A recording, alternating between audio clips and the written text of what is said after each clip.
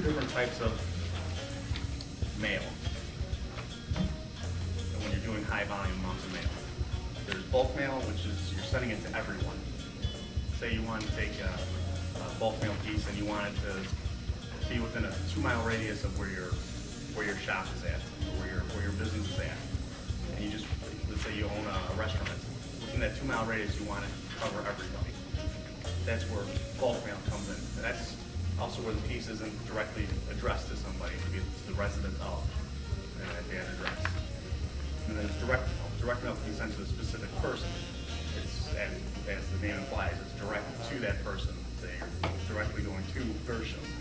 And the advantage of direct mail is you could actually get the list to be broken up according to, it could be gender, it could be ethnic background, marital status, if they have kids, if they don't have kids, if they own pets. You could actually get listed quite a large number of ways. So let's say you own a pet grooming shop.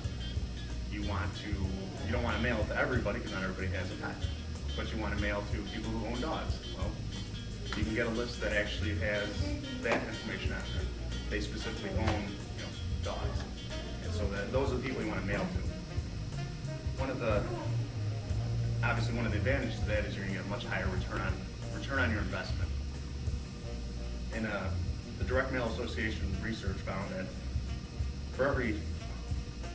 U.S. advertisers spend about $167 per person in direct mail, and they can earn back $2,095. And that actually means that you'll get a 13-to-1 ratio on your return on investment. If your pieces, a lot of things go into that, the design, the list, make a huge factor in that return, but you can get that high of a return on your investment. One of the disadvantages of direct mail, the list initially does cost more because you're looking for more specific information on those people.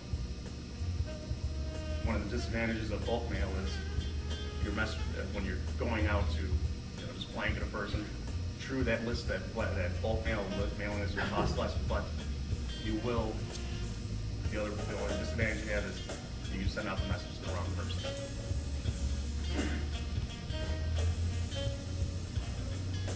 Any questions? I have a question. Do you provide this beginner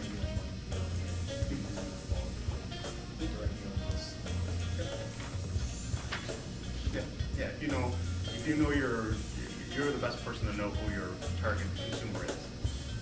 And if you let me know that, and obviously I'm going to learn from you who your best customer would be, that's where I would direct my efforts to be getting that list, that type of list that you're looking for. You have some type of a breakdown on what lists are available. If you're kind of not sure who you want to. Yeah, and I actually provide that to people if you're starting a new business, and obviously a restaurant is a good one to do just kind of blanketed area. Like I said, if you're opening a pet store, you don't want a blanket area, but maybe within a 3-mile radius, you want to get all the people that own a pet, own a dog or a cat. That's one way to break that down. The only other thing to keep in mind is there are certain limitations.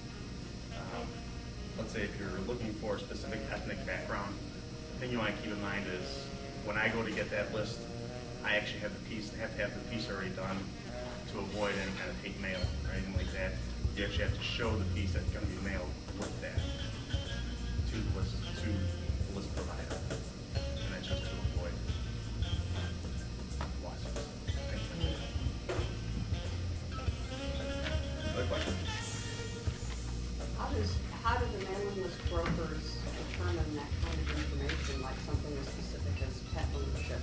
The census stuff is old. Yeah, no, they don't go by census. They actually go by, they get their list from people who subscribe to pet magazines, things like that. Buying preferences, credit card companies, unfortunately do sometimes give out your information on what you purchased. And they just give a general idea that if you're purchasing dog food every week, chances are good you have a dog. You go to Jewel and you get an credit card and that's what you do. We never sell any of your information. Keep all that information confidential. We don't sell it to any listeners. Seems to me that the credit card usage is probably the most effective way to determine consumer behavior. And that's, if you have access to somebody who has access to that information, that's the easiest way to target them. When you know people are actually buying this product. And I think the grocery store discount cards as well. I know I get, when you buy something odd that you normally don't buy, and then, you know, a few weeks later you get something in the mail that directly relates to what that purchase was. That's interesting. And also the best person to mail to is your own customer. You know your own customer. If you keep up a good relationship with them and send them, you know, maybe quarterly you send them something, coupons in the mail, you know, it's always something they can use to keep coming back in. Yeah, I know this is a loaded question and hard to answer, but as a general information, if I'm running a restaurant and I want to mail out 1,000 flyers to a zip code, ballpark it costs. And I need to buy a list. I need it. Today, roughly, you're looking at, you're going to be looking at the printing cost, obviously, for 1,000 of them. You can specify what color, or one color. That's What color postcard? What type of paper it is. So you have your printing cost, then you have the list cost. And depending on what you want to do, if you're just going to be blanketing an area, you know, the list cost is going to be roughly 10 cents or less per address. And then you have the postage cost. And then if there's any kind of finishing that needs to be done, let's say it needs to be tabbed, or it needs to be folded, or something like that. And then there's also addressing on top of that. Obviously, the piece has to be addressed either with a label or directly printed on. More than 500, less than 2,000. Sure. Something like that. I mean, it's a ballpark. It's a ballpark. It's Fenway Park. It's a ballpark. Yeah. Any other questions? Yeah, I don't know if you do this in-house, but for instance, if I had a client list, a list of all my clients and file, but if we have that and we send it to you, could you do like a postcard and send it out to all those clients? Yes. Yep. And the list also gets cleaned up a little bit too. What I generally do is run it through post office sells software that will update the lists with moves. If anybody's moved, it will add the zip code if the zip code may be incorrect. A lot of times they have, it'll standardize it to the U.S. Postal Service guidelines, so it'll make it more deliverable. Also add a barcode onto them. What is the generic term for the kind of print shop that you have versus something like Quad Graphics? Like who? Quad Graphics. I should never do Quad Graphics. They're like Wisconsin, and they do major catalogs and major newspapers, and I mean they're like the second biggest business in Wisconsin, state of Wisconsin. Oh, okay. But I mean, but what's the difference between a local print shop like yours, which is several steps up from like 100 years ago? You would have been doing, you'd been setting type to do my business letterhead, but now you're more so you're what they are, it's basically mostly just the equipment. What the equipment they're using is generally, and obviously money. You know, they have more money, so they're going to have much larger pieces of equipment. Larger the equipment is, the more you can fit on a sheet of paper.